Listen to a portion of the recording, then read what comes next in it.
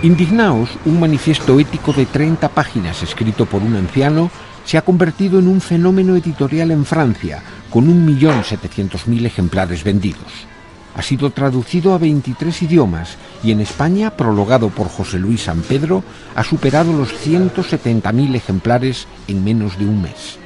Ha sido un éxito inesperado, porque el breve texto de Stefan Hessel no contiene propuestas nuevas. Se limita a denunciar los últimos retrocesos sociales y, frente a la pérdida de valores éticos, insiste en recuperar los viejos ideales de la izquierda europea. Yo lo he interpretado el libro como un grito de alarma, como un toque de atención muy serio a lo que está sucediendo. La política, la democracia, está perdiendo terreno, o ha perdido muchísimo terreno, y en cambio lo han ganado poderes económicos, financieros, que no están elegidos. Creo que la llamada que ha hecho Hessel, el éxito que ha tenido, que es absolutamente incomprensible, porque el libro es muy poquita cosa, pero como todo aquello que desencadena movimientos sociales amplios, actúan como catalizador.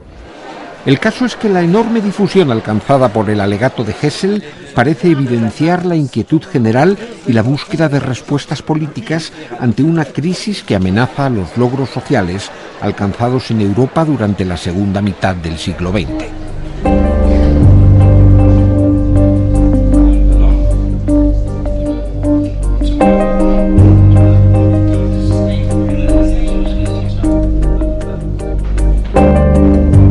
Hessel llama a la indignación como motor de la protesta ante el enriquecimiento amoral y la impunidad de los responsables de una crisis cuyas facturas pagan los sectores más débiles y frente al abismo de la desigualdad entre pobres y ricos en un planeta sometido a una sobreexplotación de recursos insostenible. Durante los últimos años, distintos intelectuales se han pronunciado en el mismo sentido que Stefan Hessel, e incluso casi con las mismas palabras, desde José Saramago o Ernesto Sábato a Jan Sigler y Eduardo Galeano. Sin embargo, si la voz de Hessel tiene ahora tanto eco, se debe a que resuena en el enorme vacío ético causado por la crisis económica internacional. A sus 94 años, Hessel contempla el mundo desde la última curva de un largo camino, tras haber vivido intensamente en épocas turbulentas. Nació en Alemania, pero creció en Francia. Militó en la resistencia contra los nazis. Detenido por la Gestapo, escapó del campo de exterminio de Buchenwald, usurpando la identidad de otro prisionero muerto. Como diplomático en la ONU, fue uno de los redactores de la Declaración Universal de Derechos Humanos. Militó en el Partido Socialista y el movimiento ecologista. Fue embajador y destacó siempre en defensa de valores éticos. Los grandes problemas que tenemos que abordar de frente y que tenemos que abordar a partir de ciertos valores éticos fundamentales son problemas que hoy en día resultan mucho menos claros de lo que estaban en nuestra juventud. En nuestra juventud el enemigo resultaba más evidente. Era el fascismo, era Franco, era Hitler, era Salazar, era Mussolini. Hoy es más complejo. La forma en que se ha desarrollado la crisis actual demuestra que somos víctimas de potencias financieras y económicas que actúan con un único objetivo: ganar cada vez más dinero. Y que no se interesan en mantener los avances que conquistamos después de la Segunda Guerra Mundial. La seguridad social, una prensa independiente, unas formas de lucha eficaz contra el desempleo y contra la dependencia.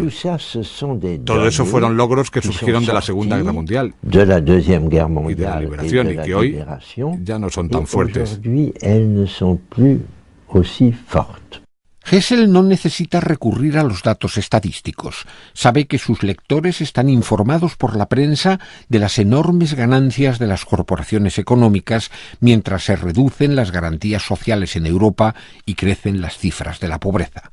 Su voz se alza ante la evidencia de una situación intolerable.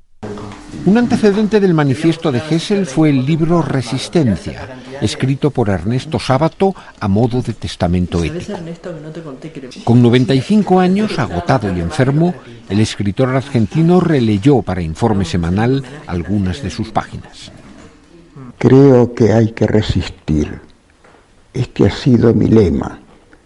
Pero hoy, cuántas veces me he preguntado cómo encarnar esta palabra, cómo vivir la resistencia. Pero ahora la situación ha cambiado tanto que debemos de valorar detenidamente qué entendemos por resistir. No puedo darles una respuesta. Si la supiera, saldría como esos creyentes delirantes, quizá los únicos que en verdad creen, a proclamarlo en las esquinas con la urgencia que nos han de dar los pocos metros que nos separan de las catástrofes. El intelectual suizo Jan Ziegler es otra de las voces que más repetidamente ha predicado la necesidad de indignarse ante un orden económico mundial que ha producido 1.000 millones de hambrientos. Si hoy digo que hace falta una rebelión, una revolución, un derrocamiento, un cambio total de este orden mortífero y absurdo del mundo, simplemente estoy siendo fiel a la tradición más íntima, más sagrada de nuestra civilización occidental, europea, americana. Me parece que hoy en día nuestro deber primordial es reconquistar la mentalidad simbólica y decir que el orden del mundo, tal y como está, es criminal. Porque es contrario totalmente a todas las exigencias del hombre y a los textos fundacionales de nuestras civilizaciones occidentales.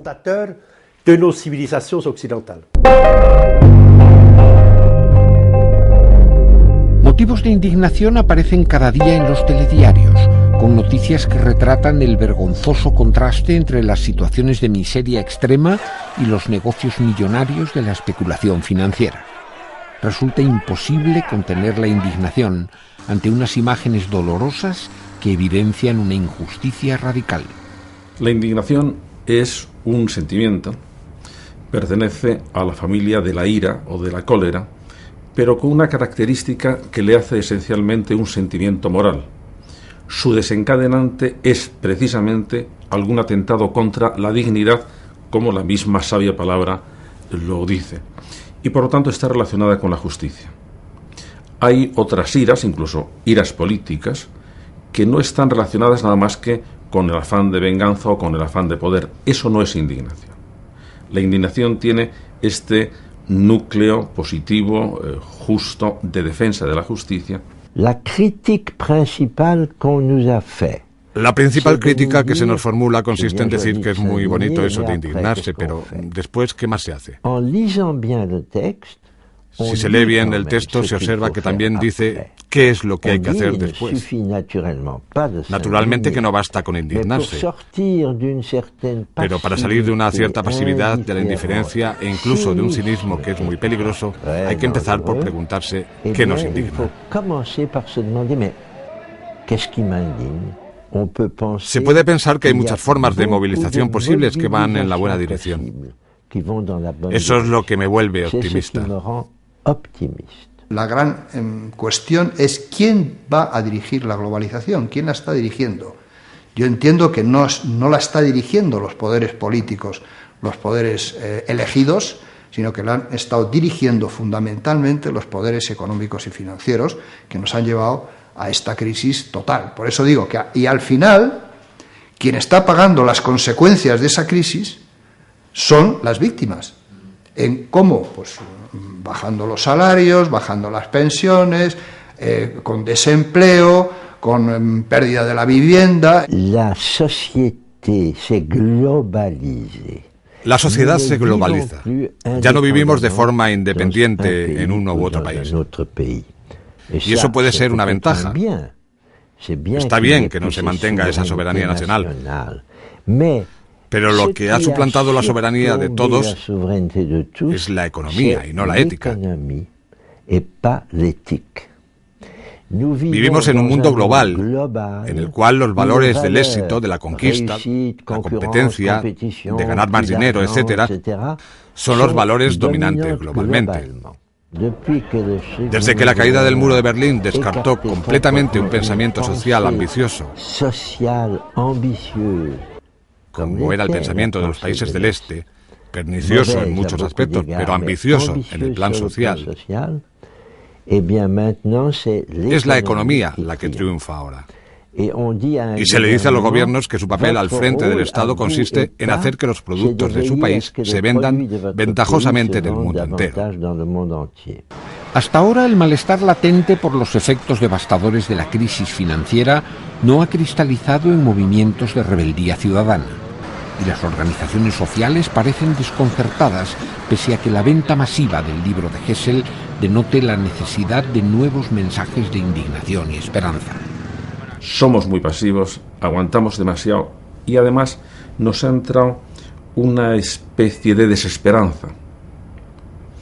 Por muchos caminos nos estamos convenciendo de que no se puede hacer nada, de que nada tiene solución, de que no hay más cera que la que arde. No es verdad, el mundo está lleno de posibilidades y lo que tenemos es, junto a la epidemia de la tolerancia, una epidemia de desesperanza y también de pereza. Hay una descompensación completa entre cómo se está moviendo el poder económico, sobre todo financiero, pero también multinacional, etcétera, que se mueve a nivel global, que es un poder global. Y sin embargo, los instrumentos que tiene la política, la democracia, los sindicatos, los partidos, siguen siendo fundamentalmente instrumentos nacionales. Y hay un desgaste de los viejos partidos, de los viejos sindicatos. En Grecia creo que llevan 6 huelgas generales, ¿no? En Francia han hecho alguna también. En Portugal ha habido hace nada una manifestación como no se conocía desde la Revolución de los Claveles. La gente, yo creo que en Europa no va a aceptar, por ejemplo, que le quiten sustancialmente el estado de bienestar del que ha disfrutado hasta ahora. 4 millones de jóvenes en paro es algo como para producir indignación. Y sin embargo lo estamos aceptando todos con una especie de colaboracionismo amable. La administración pública dice que no puede hacer nada, y tampoco hay una movilización entre la gente joven que se ha acostumbrado a vivir en un ambiente de gran comodidad, de la pasividad amable, y lo que ha venido un anciano como Stefan Hesse a decir, hombre, ya está bien. Pero Hessel no llama a la insurrección, sino que se obstina en confiar en que el sistema político aún sea capaz de ofrecernos respuestas eficaces para conjurar las amenazas de un profundo retroceso. Siempre he sido un hombre de izquierdas, desde siempre, y considero que los partidos de izquierdas, aunque han estado a veces desafortunados y están divididos, continúan aportando cosas. Yo pienso que tenemos necesidad de los partidos políticos. Sé que muchos partidos están mal considerados por los jóvenes. Pero ya que estamos en un sistema político que llamamos la democracia, donde tenemos elecciones presidenciales, legislativas, creo que tenemos que comprometernos con ello. No se puede huir de los partidos bajo pretexto de que son todos malos. En definitiva, Hessel nos presenta una receta elemental: hacer frente a los nuevos males del mundo con las ideas antiguas del progreso. Su manifiesto, más allá de ser un grito de alarma, contiene la única salida posible: indignarse y actuar, recuperando los más viejos y nobles ideales del género humano.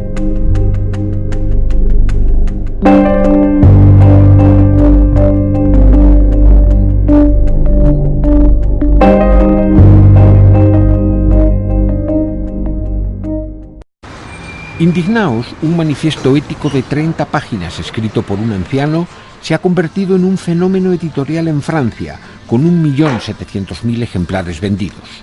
Ha sido traducido a 23 idiomas y en España, prologado por José Luis San Pedro, insiste en recuperar los viejos ideales de la izquierda europea. Yo lo he interpretado el libro como un grito de alarma, como un toque de atención muy serio a a lo que está sucediendo. La política, la democracia, está perdiendo terreno, o ha perdido muchísimo terreno, y en cambio lo han ganado poderes económicos, financieros, que no están elegidos. Creo que la llamada que ha hecho Hessel, el éxito que ha tenido, que es absolutamente incomprensible, porque el libro es muy poquita cosa, pero como todo aquello que desencadena movimientos sociales amplios, actúan como catalizador.